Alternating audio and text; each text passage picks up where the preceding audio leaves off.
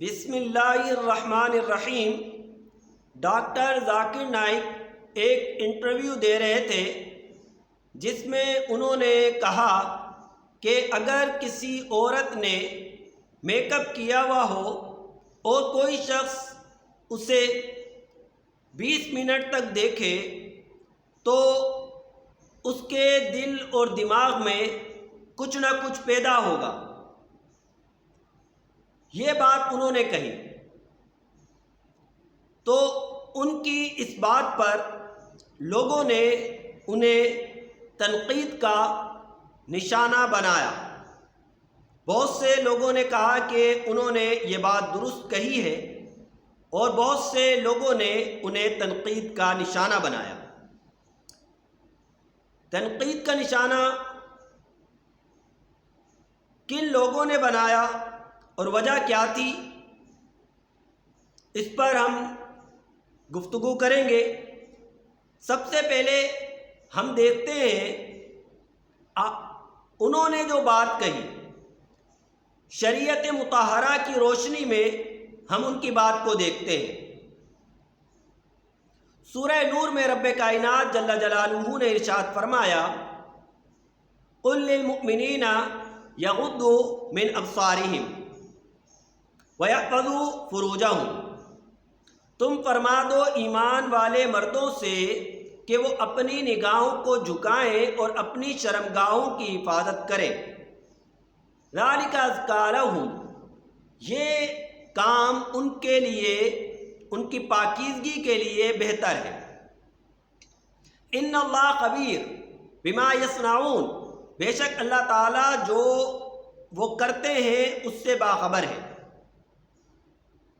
تو ایمان والے مردوں کو حکم ہے کہ انہوں نے اپنی نگاہوں کی بھی حفاظت کرنی ہے اور اپنی شرمگاہوں کی بھی حفاظت کرنی ہے۔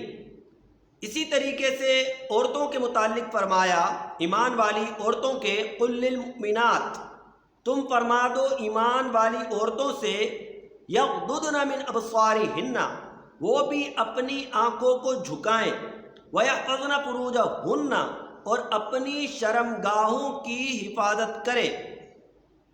آگے مزید کچھ آگے ارشاد فرمایا، وَلَا يُبْدِينَ زِينَتَهُنَّ، وہ اپنی زینت کو ظاہر نہ کریں، زینت کو ظاہر نہ کریں۔ آگے پھر شوہر اور محارم کا ذکر ہے کہ ان کے سامنے زینت کو ظاہر کر سکتی ہے۔ تو عورت کے لیے پردے کا حکم ہے۔ بے پردگی کی وجہ سے جو معاشرے میں بگاڑ، فساد اور خرابیاں پیدا ہوتی ہیں اور ہو رہی ہیں، جو نقصانات دیکھے جا رہے ہیں، وہ سب کے سامنے اسلام نے پردے کا حکم دیا ہے۔ تو ان کی یہ بات شریعت مطہرہ کے عین مطابق تھی۔ دیکھیے ڈاکٹر ذاکر نائک صاحب کی بہت سی باتیں غلط ہیں، اس سے اختلاف کیا جا سکتا ہے، لیکن یہ بات درست تھی۔ لیکن اس کے باوجود لوگوں نے تنقید کی۔ تنقید کیوں کی اور کن لوگوں نے کی؟ مقاصد کیا تھے؟ ان کے ذہن میں کیا بات ہے؟ کیوں تنقید کر رہے ہیں؟ پہلے تو وہ لوگ جو کہ شریعت پر عمل نہیں کرتے بلکہ شریعت پر عمل کرنے والوں کو تنقید کا نشانہ بناتے ہیں، انہیں موقع ملا۔ شریعت پر جو عمل کرتے ہیں انہیں بیوقوف کہتے ہیں،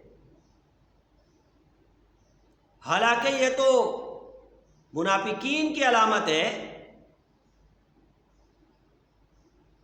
وَإِذَا قِيلَ لَهُمْ آمِنُوا كَمَا آمَنَ النَّاسُ قَالُوا أَنُؤْمِنُ كَمَا آمَنَ السُّفَهَاءُ، جب منافقین سے کہا جاتا ہے کہ ایمان لاؤ جیسا کہ لوگ ایمان لائے، وہ کہتے ہیں قَالُوا أَنُؤْمِنُ كَمَا آمَنَ السُّفَهَاءُ، ہم ایمان لے آئے جیسا کہ بیوقوف لوگ ایمان لے آئے۔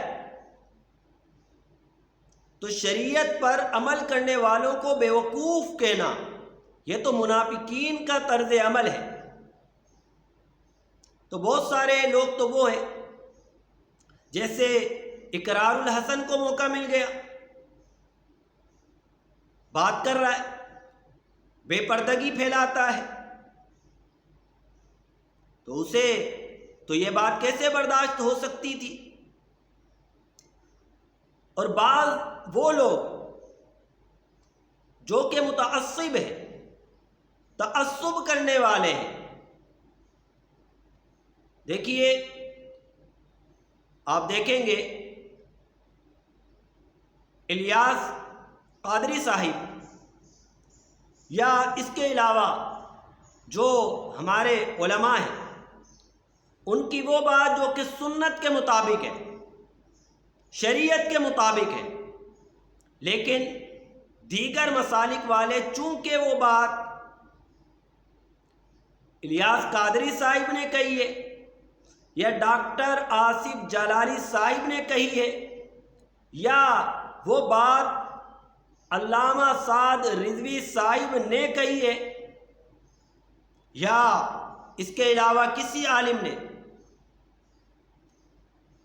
تو صرف اس وجہ سے اسے تنقید کر رہے ہیں کہ یہ ہمارے مسلک کا نہیں ہے۔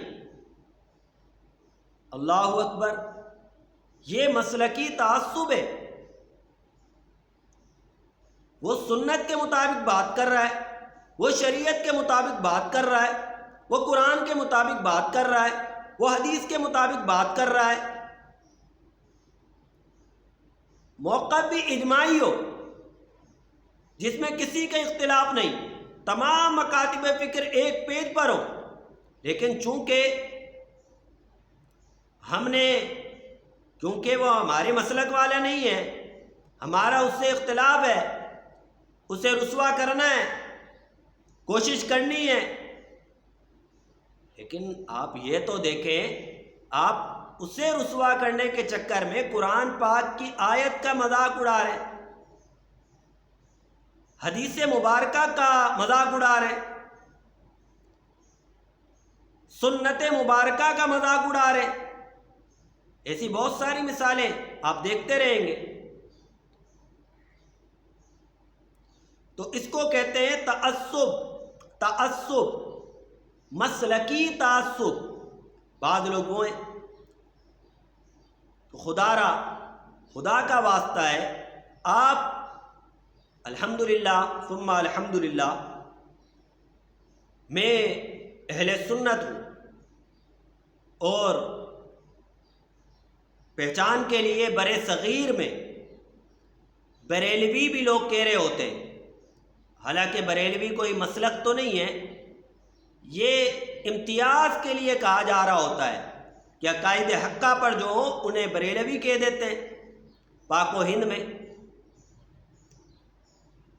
لیکن کسی کی بات شریعت کے مطابق ہے، اس کی اس بات پر تنقید کرنا تو آپ گویا کہ شریعت پر تنقید کر رہے ہیں۔